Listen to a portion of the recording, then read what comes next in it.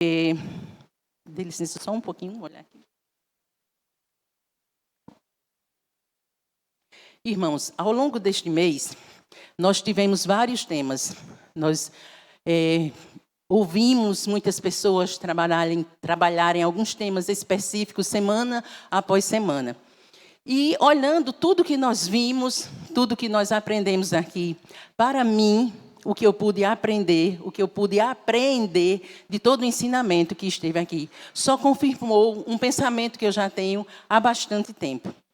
É que tudo, se nós queremos ser edificados e se nós queremos ter uma vida conjugal, um casamento feliz, muito disso parte da decisão que nós tomamos. E nós podemos identificar isso em cada palavra que foi dita aqui. Primeiro, nós decidimos amar o nosso cônjuge. Amar é uma decisão. Nós precisamos decidir amar. E aí nós começamos a ver como o papel do homem como sacerdote do lar. E aí nós vimos que o homem precisa decidir tomar essa posição. Tomar a posição de sacerdote do lar e encaminhar a sua família aos pés do Senhor. Nós vimos também o tema entre noivado, namoro a 3. Como é importante que quem está começando a namorar, que está pensando em noivar para seguir uma vida conjugal, que faça isso de fato a 3. Pense nessa figura ilustrativa que está aqui. Esse é o símbolo de um relacionamento a 3. Se você tirar a cruz ali do meio, como vai ficar? Vão ficar 2 corações soltos. Porque eles não estão firmados em ninguém. Então, precisamos decidir, colocar também junto de nós, andar conosco, tomar a decisão a partir do cônjuge, segundo a vontade de Deus. É uma decisão que nós precisamos tomar. Aí nós tivemos um terceiro tema, que foi o tema de superando as crises, né? O casamento e superando as crises, nós precisamos também decidir. Não nos apavorar. Precisamos também decidir. Não tentar resolver as coisas na nossa força. Mas confiarmos em Deus, que tudo pode. Pode aquilo que nós não podemos fazer. E nós temos que descansar no Senhor. Porque é assim que a palavra de Deus nos diz. A palavra de Deus nos diz lá em Filipenses 4. Diz assim, não andeis ansiosos por coisa alguma. Antes o quê? Resolva, vá lá e resolva, não. Antes, em tudo, sejam conhecidas as vossas orações e súplicas diante de Deus, com ações de graças. E a paz de Deus, que excede todo o entendimento, guardará os vossos corações e as vossas mentes em Cristo Jesus. Então, nós precisamos decidir, de fato, colocar diante de Deus a nossa vida e não nos entregar à ansiedade de querer resolver aquilo que nós não podemos. E nesse último tema, dessa semana, que vai ser trabalhado são os segredos de um relacionamento duradouro, de um casamento duradouro. E mais uma vez, eu enfatizo a mesma coisa. Nós precisamos decidir algumas coisas. Porque, na verdade, todo o tempo nós temos que tomar alguma decisão na nossa vida. Hoje nós acordamos e decidimos vir para a igreja. Poderíamos decidir ter ficado em casa. Então, são muitas decisões que nós temos que tomar. Mas algumas decisões na nossa vida são fundamentais e vão ter um peso muito grande naquilo que vai ser a nossa jornada, a nossa caminhada, os nossos relacionamentos. E essas decisões, nós precisamos tê-las diante de Deus e bem definidas. Eu convido os irmãos a abrirem suas Bíblias em Êxodo, capítulo 33. Nós vamos caminhar nesse texto, em alguns pensamentos, e por isso eu peço que você fique com a sua Bíblia aberta, porque eu gostaria de compartilhar com vocês com um tema que diz assim, a decisão de Moisés. A vida de Moisés fala muito ao meu coração e me inspirou nessa manhã e Deus trabalhou muito esse tema no meu coração. E eu escolhi Moisés para aprender com ele, a andar com Deus, os segredos de um casamento duradouro. E eu vou dizer a você por quê. Primeiro texto que eu quero que a gente leia, primeiro versículo, é o 33, 11a. Diz o seguinte: o Senhor falava com Moisés face a face, como quem fala com seu amigo. Meus irmãos, eu acredito que alguém com quem Deus falava face a face, como quem fala com um amigo, tem muito a nos ensinar, não é verdade? Muito mais do que eu, muito mais do que qualquer exemplo ou experiência que eu pudesse contar das nossas vidas aqui. Alguém com quem Deus falava face a face, como quem fala com um amigo, tem muito a nos ensinar. E é por isso que eu gostaria que nós passássemos alguns minutos olhando para a vida de Moisés, a missão que Deus entregou a Moisés, o que nós podemos aprender com ele. E agora nós podemos voltar ao mesmo capítulo 33, e a partir do versículo 1, nós vamos ler. O Senhor disse a Moisés: suba deste lugar, você e o povo que você tirou da terra do Egito, e vá para a terra a respeito da qual jurei a Abraão, a Isaque e a Jacó, dizendo: eu a darei à sua descendência. Enviarei o anjo adiante de você e expulsarei os cananeus, os amorreus, os heteus, os ferezeus, os heveus e os jebuseus. Vão para uma terra que emana leite e mel. Eu não irei no meio de vocês, porque vocês são um povo teimoso, para que eu não os destrua no caminho. Quando o povo ouviu estas más notícias, pôs-se a prantear, e nenhum deles usou as suas joias. Porque o Senhor tinha dito a Moisés: são um povo teimoso. Se eu fosse com vocês, ainda que por um momento eu os destruiria. Portanto, tirem as suas joias, para que eu saiba o que hei de fazer com vocês. Então os filhos de Israel tiraram de si as suas joias, desde o monte Horebe em diante. Versículo 12. Moisés disse ao Senhor: eis que me dizes para conduzir este povo, mas não me disseste quem enviarás comigo. Disseste: eu conheço você pelo nome e você alcançou favor diante de mim. Agora, se alcancei favor diante de ti, peço que me faças saber neste momento o teu caminho, para que eu te conheça e obtenha favor diante de ti. E lembra-te que esta nação é teu povo. Deus respondeu: a minha presença irá com você e eu lhe darei descanso. Então Moisés disse: se a tua presença não for comigo, não nos faça sair deste lugar. Pois como se poderá saber que alcançamos favor diante de ti, eu e o teu povo? Será que não é o fato de andares conosco, de maneira que somos separados, eu e o teu povo, de todos os povos da terra? Até aí, meus irmãos. Esse texto lido, que nós vimos agora, vem falar de um momento específico aí da vida de Moisés, quando Moisés já havia tirado o povo do Egito, e Moisés já tinha passado por muitas e muitas experiências e dificuldades na condução desse povo, como o Deus disse, um povo teimoso. Moisés nasceu em uma época de muita angústia ali no Egito. O povo de Deus chegou no Egito através da família de Jacó, ali acolhidos por causa de José. José, que esteve ali, foi honrado por Faraó daquela época, porque o Senhor o fez assim, o Senhor o exaltou para que salvasse aquele povo, a terra e algumas cidades, algumas regiões ali vizinhas de uma fome. Então, instruído pelo Senhor com sabedoria, José foi exaltado a governador do Egito. E ali ele trouxe o clã do seu pai para salvá-los da morte, da fome, e enriqueceu também assim o povo do Egito. Chegaram ali no Egito 70 pessoas, que era a família de Jacó, mais a família de José, que já estava no Egito. Eles foram bem recebidos, colocados em boa terra, porque aquele faraó gostava, era favorável a José. E por isso recebeu a família de muito bem grado e os instalou em boa terra.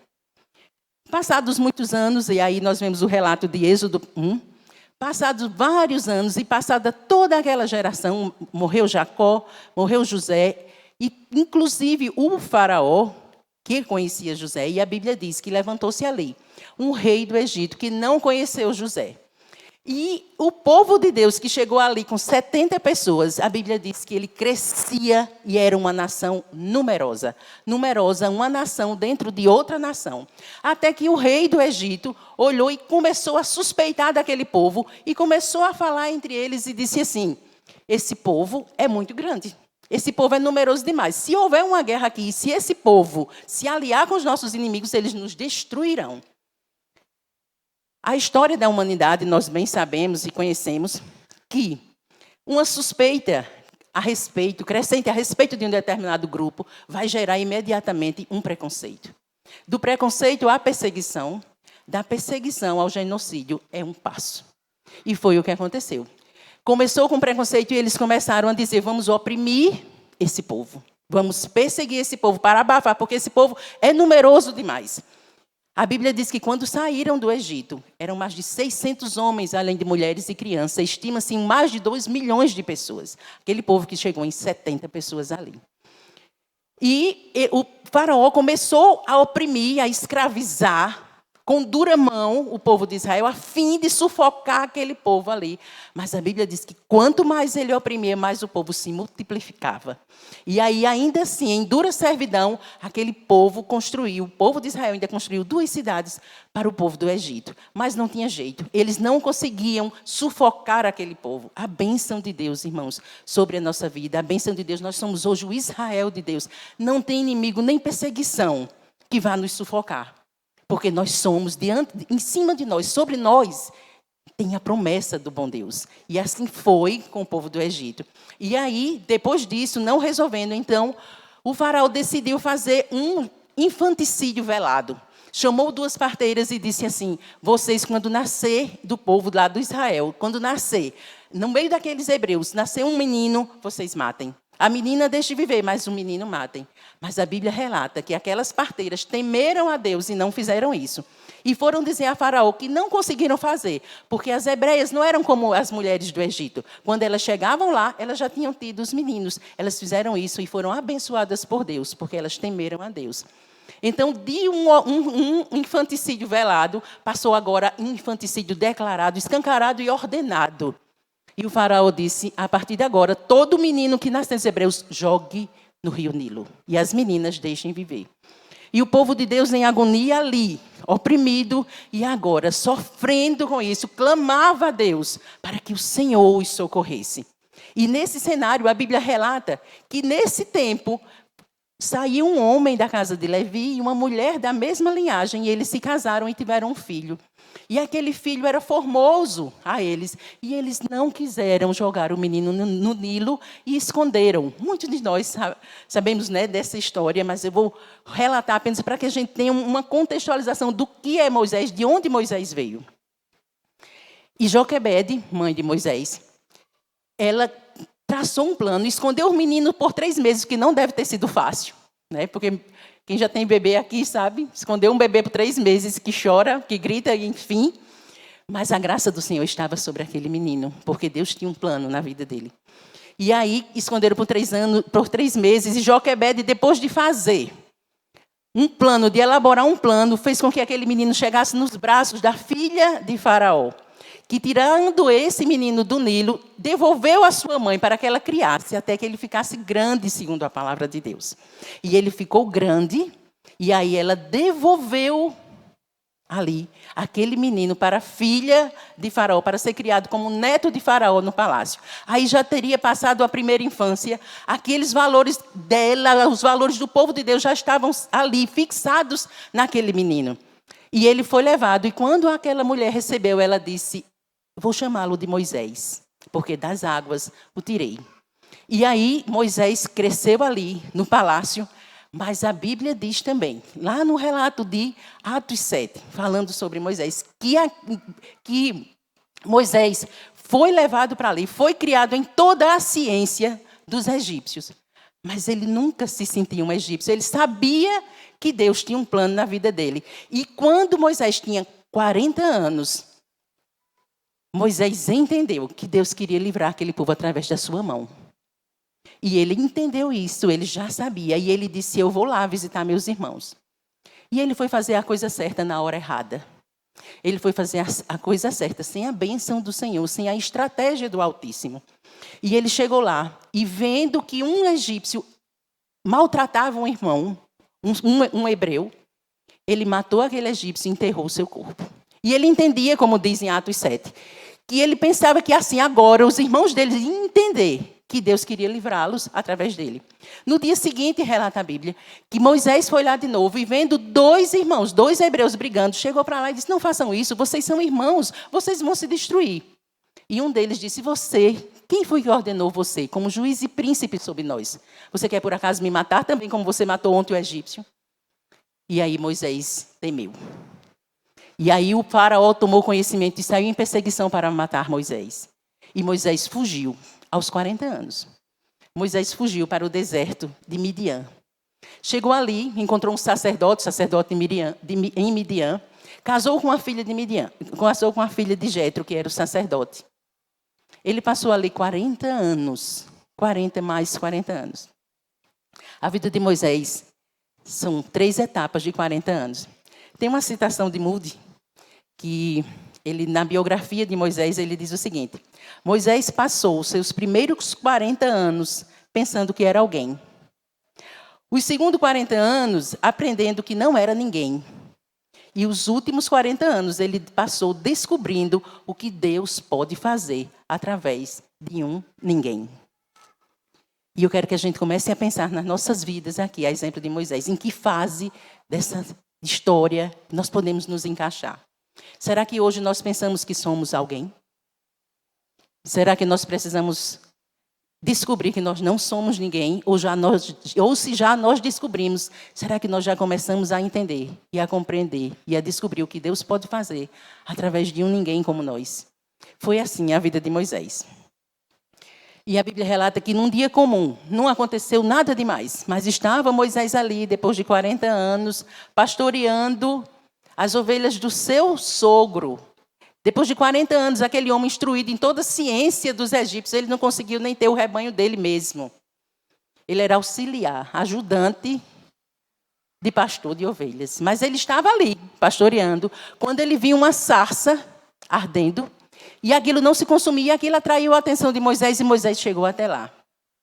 Quando ele se aproximou para ver, ele ouviu a voz de Deus que disse, Moisés, tira a sandália dos teus pés, porque o lugar onde você está é santo. E Deus se revelou a Moisés. E Deus disse que ia tirar, Moisés, eu vou mandar você para o Egito, para livrar o meu povo, porque eu tenho ouvido o clamor daquele povo. E eu tenho me compadecido e vou mandar você para livrar o povo. E Moisés, que anteriormente achava que Deus ia fazer isso com ele, que ia usá-lo, nesse momento Moisés temeu e tremeu. E Moisés disse, eu não, Senhor. Eu não, mande outro. Mande outro, Senhor.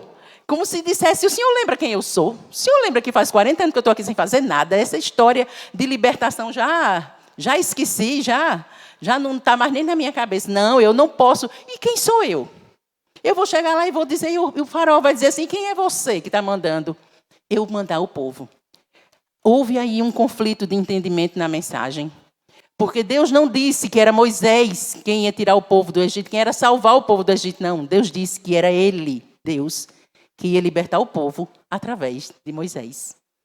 A grandeza do poder e a excelência e as maravilhas que precisariam ser feitas não ia depender de Moisés. Era Deus quem ia fazer. E Deus confirmou isso. E a partir daquele momento, Moisés decidiu confiar e obedecer. E confiar que Deus ia fazer. E Deus começou a mostrar que ia fazer maravilhas ali para libertar o seu povo. Essa é a pequena história de Moisés. Uma breve relato para que a gente possa se situar. E Moisés voltou para o Egito a fim de cumprir aquilo que Deus havia ordenado, confiando que Deus é quem faria. Aprendendo os segredos de andar com Deus, com o homem com quem Deus falava face a face, como quem fala com seu amigo. Primeira lição que eu tiro para as nossas vidas e para a minha vida, especialmente, e gostaria de compartilhar com os irmãos. Eu aprendo com a falha humanidade de Moisés. Eu aprendo que nós não precisamos ser super-homens, ou super-mulheres, ou mulheres maravilhas, ou pessoas especiais, extraordinárias, para que Deus nos use. Ali estava um homem comum, como eu disse, um ajudante de pastor de ovelhas. E Deus o usou. Sabe o que Deus precisa, meus irmãos? Sabe o que é que Deus precisa para nos usar? Precisa que nós sejamos santos. Precisa que nós sejamos separados por Ele. E que estejamos disponíveis. É isso que nós precisamos estar diante de Deus. Nós precisamos entender que a nossa vida deve ser vivida para a glória de Deus tão somente. Deus anda pela terra procurando verdadeiros adoradores. Deus busca hoje a mim e a você pessoas comuns. Preste atenção nisso. Deus hoje busca pessoas comuns que decidam em sua vida usar o dia de hoje para viver para a glória dele. É o que nós precisamos decidir de coração. De coração. Decidir que hoje, não é amanhã, não importa o que foi ontem, não importa que Moisés errou lá atrás. Não. Deus queria naquele dia que ele decidisse viver para a glória dele. Não importa o que você viveu, se você foi um astro ou se você foi um ninguém. O que Deus quer é que nós decidamos hoje, que o nosso dia de hoje vai ser vivido para a glória dele.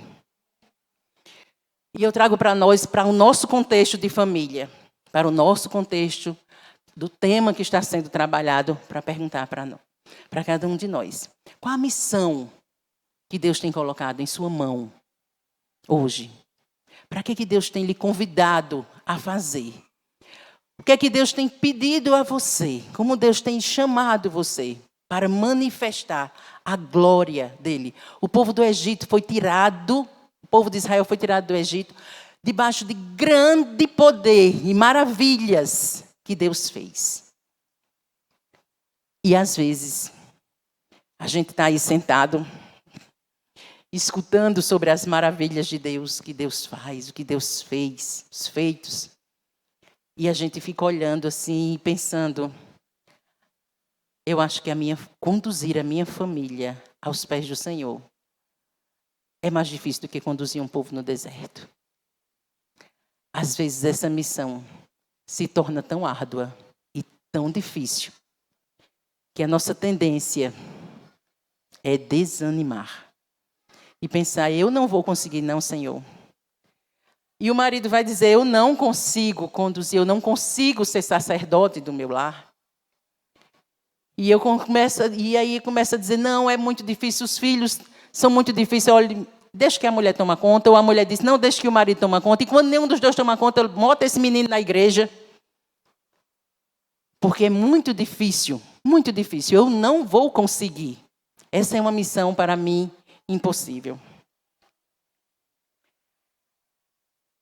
E o primeiro segredo que eu aprendo com Moisés, para uma vida com Deus.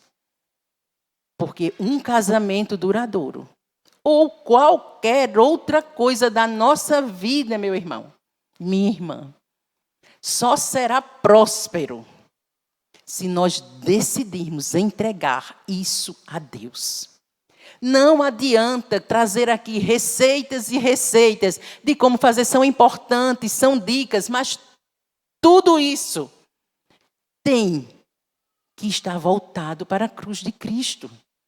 Porque nós não conseguiremos dar um passo se não confiarmos em Deus. Nenhuma estratégia humana vai resolver nenhum casamento, nem problema familiar na sua raiz. Se não for na dependência de Deus, se não for diante dos milagres de Deus, contando com o sobrenatural de Deus. E eu quero desafiar a igreja hoje, para que capte esse primeiro segredo de Moisés. Decida, diante de Deus, hoje, levar adiante a missão de conduzir as nossas famílias a Cristo. É fácil? Nunca foi. É impossível para nós sim, mas não para o Deus do impossível. Entregando a Ele, pedindo a Ele que Ele faça, assim como Ele fez com Moisés. Um pequeno, não era nada demais aquele homem, ele não era nem um super-herói. Mas o Deus era o Deus de toda maravilha. E ele entregou-se ao Senhor. E ele confiou em Deus. Segunda coisa que nós aprendemos, que eu posso aprender com a vida de Moisés. Irmãos, nós não precisamos de desculpas para não fazer a obra de Deus.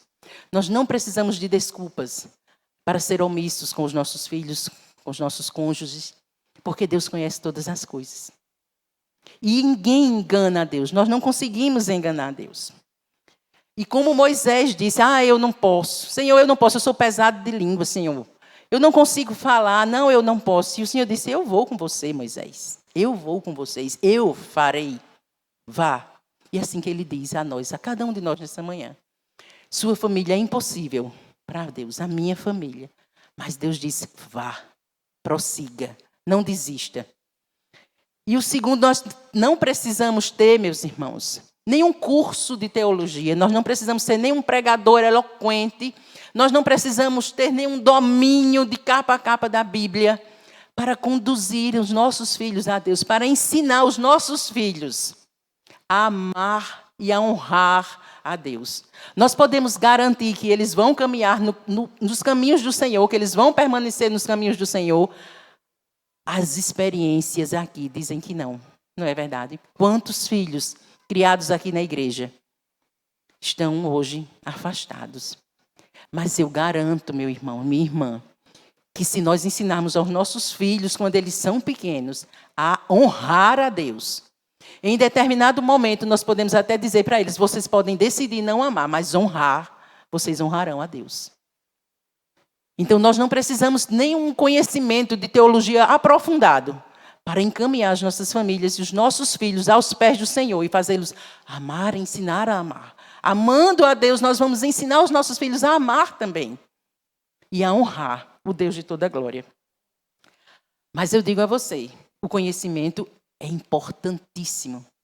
Não é suficiente, porque o conhecimento da palavra de Deus não pode gerar em nós uma autossuficiência e uma independência de Deus, a ponto de acharmos assim, eu ensinei tudo de Bíblia a meus filhos, então não sei por que ele não está na igreja. Porque o conhecimento não pode causar em nós uma independência a ponto de a gente achar que nós vamos chegar no coração dos nossos filhos com as nossas palavras. Mas o conhecimento é importantíssimo. A palavra de Deus nós precisamos aprender, nós precisamos buscar aprender a palavra de Deus, conhecer.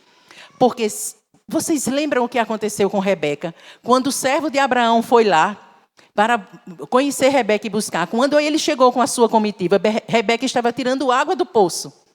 Não é verdade?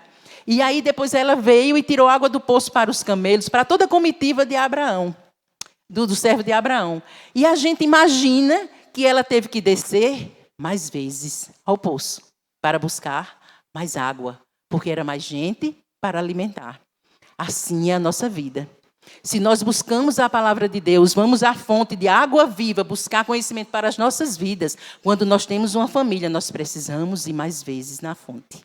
Nós precisamos ir mais vezes na fonte, porque nós precisamos alimentar mais pessoas. Então precisamos, o conhecimento é importantíssimo. Nós precisamos entender que Ele é quem faz todas as coisas. Nós precisamos confiar em Deus o suficiente para ousar fazer, ousar falar, ousar viver para a glória de Deus. Não é fácil, nunca foi e nunca será, mas é possível, eu repito. Outra coisa que eu aprendo com a vida de Moisés também, amados irmãos. Cada um de nós, todos os personagens da Bíblia e cada um de nós aqui nessa igreja, cada um chamado por Deus, é chamado para ser um agente transformador do seu meio. Onde você está, onde Deus lhe colocou, não importa onde é. Onde Deus lhe colocou, se na igreja, se aqui na igreja, na nossa casa, no seu trabalho, em sua vida, dentro de 4 paredes, só tem na minha casa, eu e meu marido, porque a gente, se for o caso, num casal que não tem filhos, ali, Deus nos chama para ser um agente transformador. Irmãos amados, nós não podemos nos acomodar com uma vida passiva. O casamento é uma atividade que precisa ser desenvolvida aos pés do Senhor.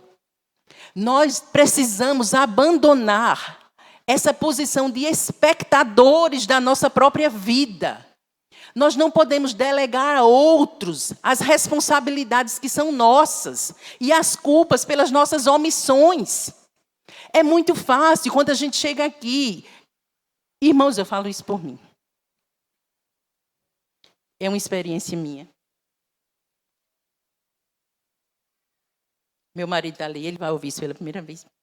Mas é verdade. Quantas vezes eu sentei e ele não estava aqui, e eu ouvi uma pregação e pensava, ai meu Deus, meu marido devia estar aqui. Ai, se ele tivesse ouvindo essa palavra.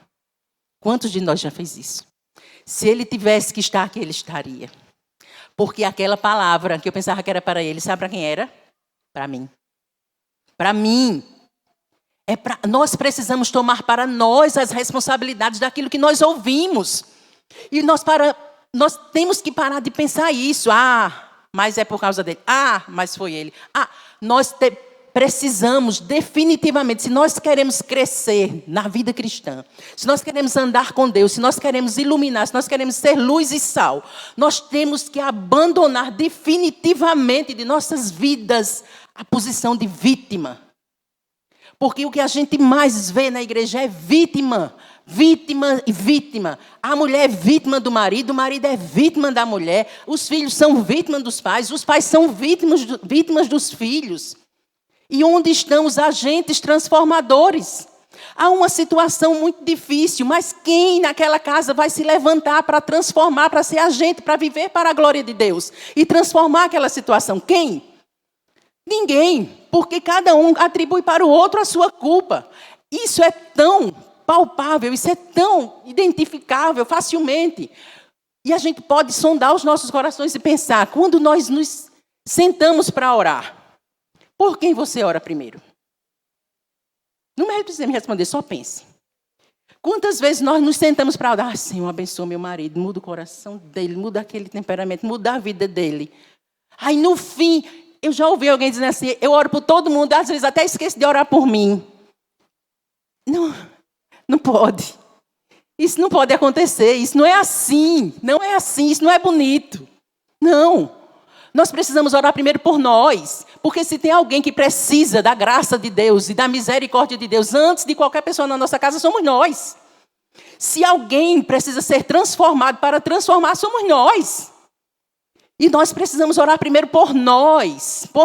Senhor, dá-me graça, sabedoria, unção, ousadia, para que eu viva a Tua palavra.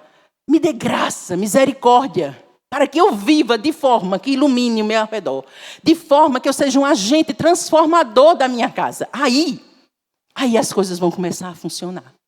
Quando cada um na casa, e aqui são segredos para um casamento duradouro, mas segredo para qualquer pessoa. É na sua família, se você é solteiro, são seus pais, se você são seus filhos, enfim.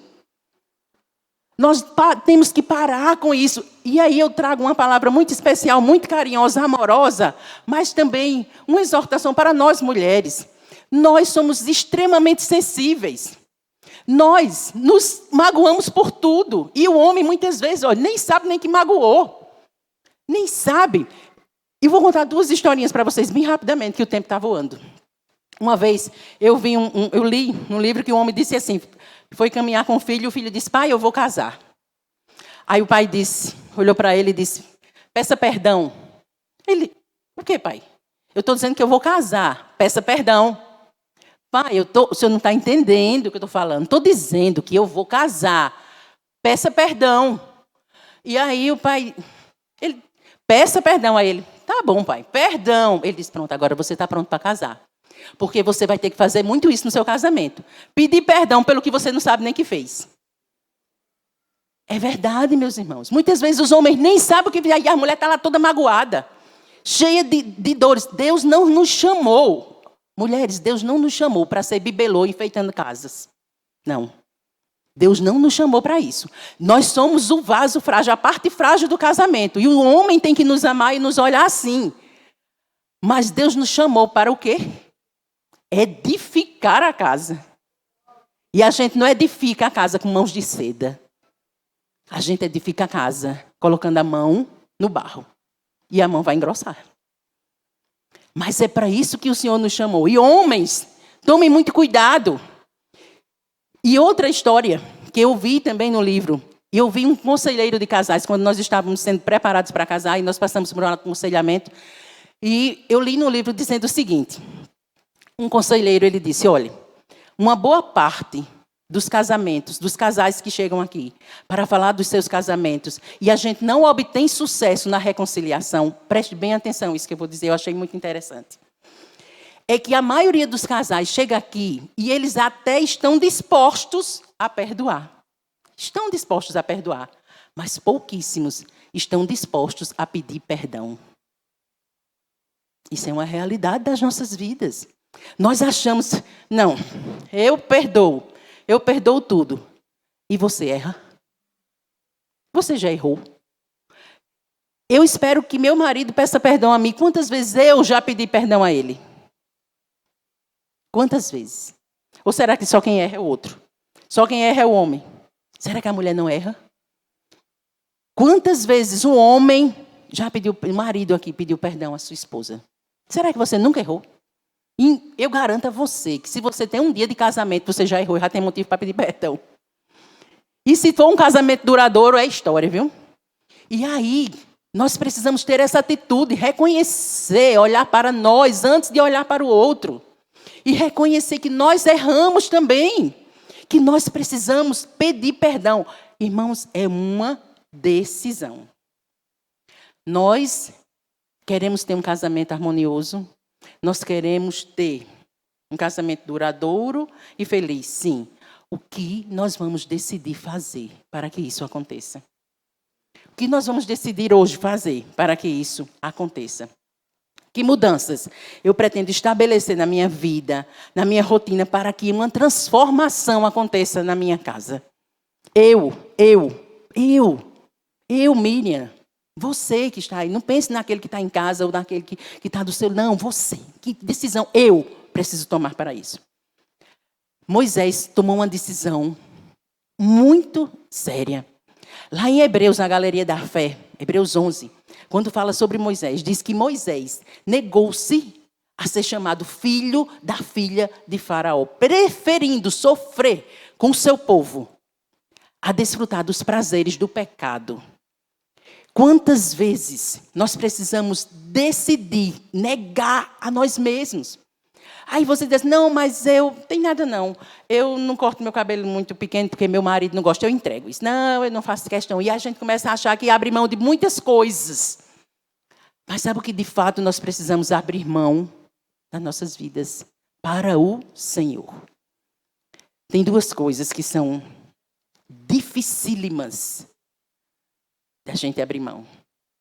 Mas se a gente quiser transformar a nossa vida, a nossa casa, nós precisamos abrir mão. E eu digo a você, quando isso for bem difícil, que você olhar para o seu marido assim e dizer, não vale a pena eu abrir mão disso por eles. Pense que você é um agente transformador dos céus. Nós somos filhos de Deus, nós vivemos para a glória dele. E não para a glória do nosso marido. Nós vivemos para Cristo e nós temos que dizer, como Paulo disse, não mais viva eu, mas Cristo viva em mim. E quantas vezes nós precisamos abrir mão, sabe de quê, meus irmãos? Duas coisas muito importantes que estão arraigadas dentro de nós. A nossa vontade e o nosso temperamento. Sabe aquele dizer, mas eu sou assim. Era. Porque não mais vivo eu, mas Cristo vive em mim. Eu sou assim, eu tenho vontades. Não tem mais. Não tem mais. Nós não entregamos tudo a Cristo. A nossa vontade e a nossa vida não é dele. Nós não decidimos viver para a glória dele. Que nós vamos decidir abrir mão. Para que o reino de Deus seja expandido. Porque é para isso que nossas famílias existem. Sabia disso? Eu acho que a gente já ouviu isso aqui, não foi verdade? Nossas famílias existem, nós casamos, não é para, eu vou ser feliz para sempre, ausente de qualquer dificuldade, vai ser muito bom, maravilhoso. Nós não casamos para ser feliz, para agradar a nós mesmos. Nós casamos para glorificar a Deus, para ter muitos filhos, para que o reino de Deus seja expandido. Esse é o objetivo das nossas vidas. E eu só tenho 2 minutos para terminar. Só o último ponto, eu vou já seguindo para a conclusão.